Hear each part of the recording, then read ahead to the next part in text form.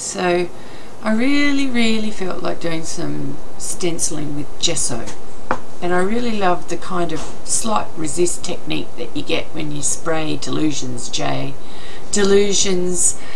sprays over wet gesso. Now with this kind of technique I use a much thicker gesso, and I don't use the Liquitex one, it's just too thin.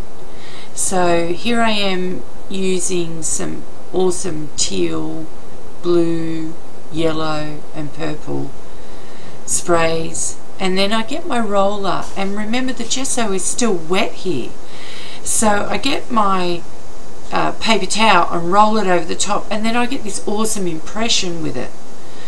And I'm going to use that paper towel later on. We'll send it in Happy Mail, who cares. And then it takes ages to dry, so I use my heat gun, but then I just left it to dry for a while as well. You don't want to work over it when it's still wet.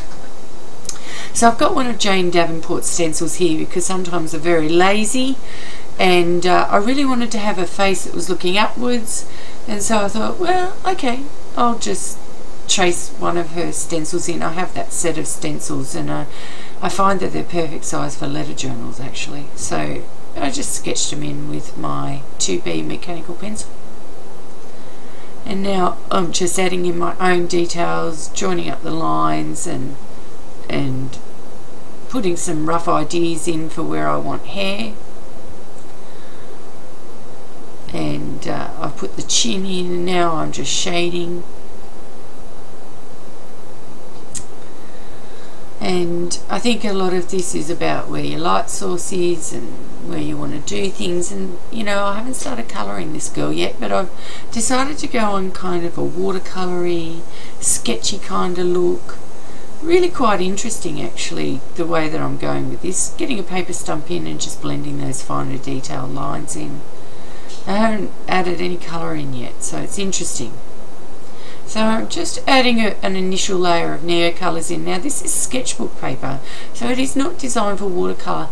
So I deliberately used this because I didn't want it to blend so much. I wanted it to be that little bit blotchy and sketchy. So have a look to see how this technique works out. So yes, they do blend initially, but the water soaks in straight away, and you've got that kind of almost manga look going on here at the moment. And this is just my undertone in ochre, and then I dried that off. And you find that the graphite also works and blends with the water solubility. So now I'm just adding in a very light layer of my own flesh tones. You can see I am not making a huge difference with that. I am just adding a little bit in. And my idea for this girl is to not actually make her look absolutely perfectly shaded. I think the type of idea I had for this was to get her looking just a bit blocky and rough, and using different colours. So that's just the only layer of paint that I will actually apply for this whole process. So now I'm just getting a brown Stabilo oil pencil, and just now a blue. So I got the brown and I kind of went, yeah, don't want to complete that, and I really wanted to add in blue tones. So I just got the Stabilo oil pencil in blue, and I'm using my finger to smudge it, and then a blending stump. And at the moment I've got a 10% grey Prismacolor pencil, and that works almost like a blending stump, and it adds highlights in, blends them a little bit better. And you find that with a lot of these details, those light Prismacolor pencils actually blend incredibly well. 6B pencil, just going back over the lines, used a pink Prismacolor for the lips, and just adding in some additional shading for some of those flesh tones. But you can see it's still not looking, you know, perfectly shaded at all. Doing a dark turquoise and a light Art Deco teal. That Art Deco teal pencil is actually discontinued and you cannot get it. So if you have one, great. If you haven't got one, you won't be able to buy it unless you've got stores that have discontinued stock. So now I'm just using a black marker to go in and just put, actually no, that's a fine line lead pencil, mechanical pencil. Yep, and now I'm just using a blending stump to just blend a few of those lines in. And I've gone over some details in a sketchy way with a black marker. And I decided to actually glue her in rather than use a gel medium because I wanted to continue to work with that sketch paper over the top. Because I haven't finished her face yet.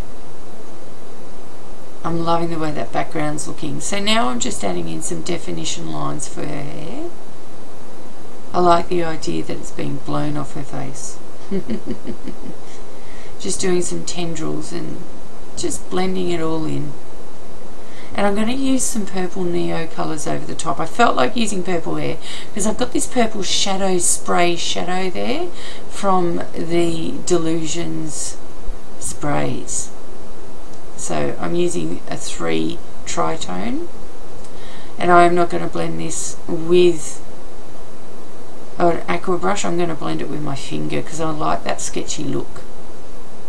That's the look I'm kind of going for. Now I'm adding in that black marker, and I'm using a, what am I using? A Faber-Castell medium point.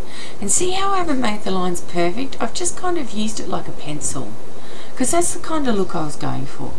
Been trying to use this tag up. I got it back in a letter journal, and I'm thinking I actually gave it for somebody else to use, but I'm going to use it here. So I'm starting to add in some, I'm using an Intense pencil in navy blue to actually start adding some shadow in. Now that's a permanent layer, so I really like the way that it gives a permanent look, and it's also reactivating some of the Delusions as well. And I really liked that so much that I decided to use a Stabilo pencil with it as well. So just sticking the tag on, and it overlaps, so I'll cut it off. You can see me cutting the edges off because it wouldn't fit, and the face was more important than the tag. So I'm going to add in some more shadows, and I'm adding in black and navy blue in the Stabilos, really giving it a good go. And it's rough texture because it's over that gesso, right? And then of course the paper towel impression in the gesso. And then I'm lightening up on the other side and just doing those final little touches on the face, going around the edges because I am a border person. Love my borders. Water them in. There we go.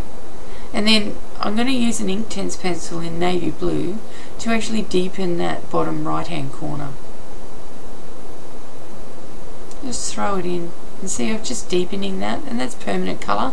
And of course that gesso is now acting as a resist.